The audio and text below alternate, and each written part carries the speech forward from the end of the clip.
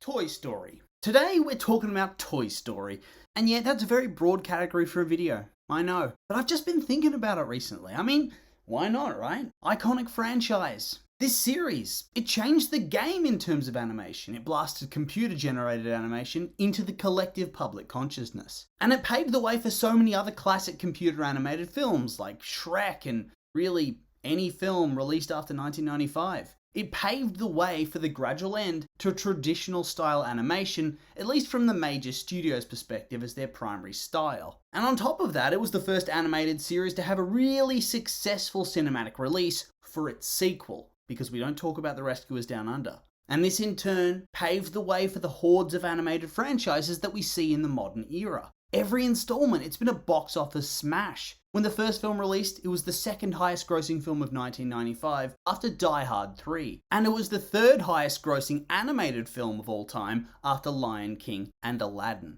Very good stats for the first film from a brand new studio. And on top of that, it received universal acclaim and blasted Pixar into the top echelon of studios after being a previously really unknown quantity. Toy Story 2 would then replace it in the third place spot on the highest grossing animated films of all time when it released. So yet again, another box office smash. And this was considered one of the rare sequels that you'd argue is at least equal to, or maybe even better than the quality of the original. So we're dealing with a big boy. A real big boy. And then there's a big break between films 2 and 3, whilst Pixar casually decides to go on their legendary run of classic films, before we finally get Toy Story 3 in 2010. And Toy Story 3 decided that not breaking records is for chumps, and so it broke the $1 billion mark and became the first ever animated film to do so, whilst also being the 7th film overall in general. On top of that, it was the highest grossing film of 2010 and the highest grossing animated film of all time up to that point. And it also won the Academy Award for Best Original Song and Best Animated Picture. And honestly, if the award had existed back in the 90s, I think you could probably give the gold statuette to Toy Story 1 and 2 for Best Animated Picture as well. I mean, there's really not much competition there. They were game changers. And then 9 years later, Toy Story 4 comes out, and that casually just grosses another $1 billion. And it wins the Best Animated Feature Oscar again. So really we're dealing with a titan of a franchise. This is the big time, the big boy, the big boss. No one's bigger than this. And so I guess this has made this association from Toy Story to high quality storytelling. And I know I personally have waxed poetic many times thinking about how good the storytelling is within this franchise. The themes, the emotion, the arcs, the characterization. What's not to love? And I think many people do this, to the point that it's developed this legendary status, and I do acknowledge that, and it's very, very well deserved. But I think this legendary status glosses over some of the oddities, to the point that you don't really think too hard into the logic of it sometimes. And yeah, there really is some stuff in the franchise that does make me scratch my head and ask, what? And so I guess that's what I want to talk about today. Nothing extreme, I'm not hating, I'm not bashing, and more than anything else, this is supposed to just be a little bit silly. But I just need to get this out there so I can get on with my life and think about something else for a change. And hell, maybe some of you can actually help me understand what the hell's going on with some of this stuff. Okay, so let's get started. Okay, so in Toy Story, the toys can talk and walk, they're alive, that's the whole deal. But not everybody can.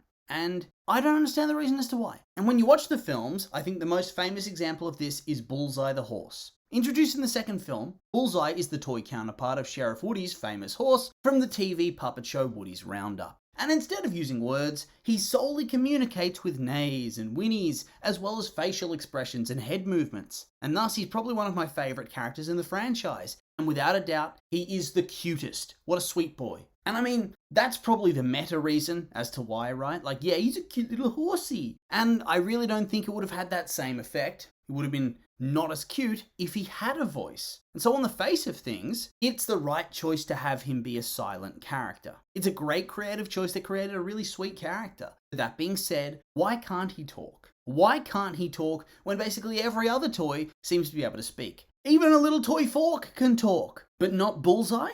And so I thought, maybe it's because some toys have speaking components, like Woody and Buzz. They have those voice boxes built into the toy, but then again, why can toys like Mr. Potato talk then? So I thought, well, maybe it's the fact he's an animal toy. Maybe that's the reason as to why. But then again, it doesn't gel with what we see in the films beyond a couple instances. I mean, Bo Peep's sheep, they can't speak, I don't think, but that's about it. Every other animal character I can think of, Hammy, Slinky, Rex, the penguin guy, they all talk, they have voices, they can communicate, and they have a little bit more intelligence, I'd say. As opposed to Bullseye and the sheep that seem to be more animalistic for the most part. They're intelligent, but not quite like the others. Intelligent in a different way. And so that nicks the idea again. And so, I don't know, I figured maybe it's the programming of the character. Like, when we first meet Buzz, and then the alternate Buzz, he thinks he's the legit space ranger from the movie. And so, is it so far-fetched to think that maybe Bullseye is living the gimmick, so to speak? That part of his brain thinks he's the legit horse from the show,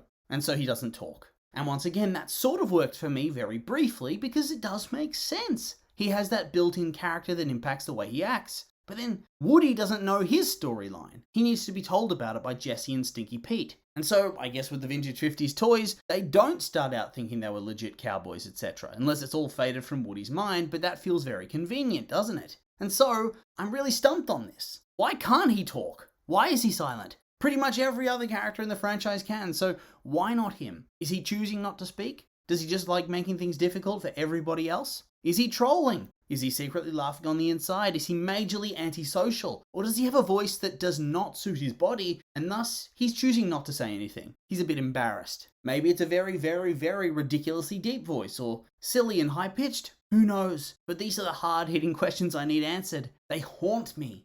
But that's not the only stretch of logic that I feel never really gets answered within the films, and thus drives me insane. I mean, what the hell makes a toy sentient? Like, I'm not questioning that they can walk and talk and feel and whatnot. I'm not calling that ridiculous or a plot hole. That's just part of the movie. Questioning that sort of thing's stupid. But what is it that defines what a toy even is? Like Forky. He gets made in Toy Story 4, and he rapidly gains sentience and develops his mind as a toy. So he was originally parts. Not toy parts, just parts. And then he became a toy when he got played with and made. That makes sense. I understand that. But in the reverse, what happens to toys that become parts? We've seen in the films that broken toys can still function somewhat, to an extent at least. Wheezy the penguin, Buzz loses parts, Potato Head gets dismembered every day of the week, the army men get crushed, Bo Peep loses parts, so on and so forth. But in many instances, those parts actually still function as members of the original whole. You know, like you can reattach them and they still move. Sometimes they can even be used when disconnected. Like Mr. Potato Head when he became Mr. Tortilla or whatever he was. I can accept this.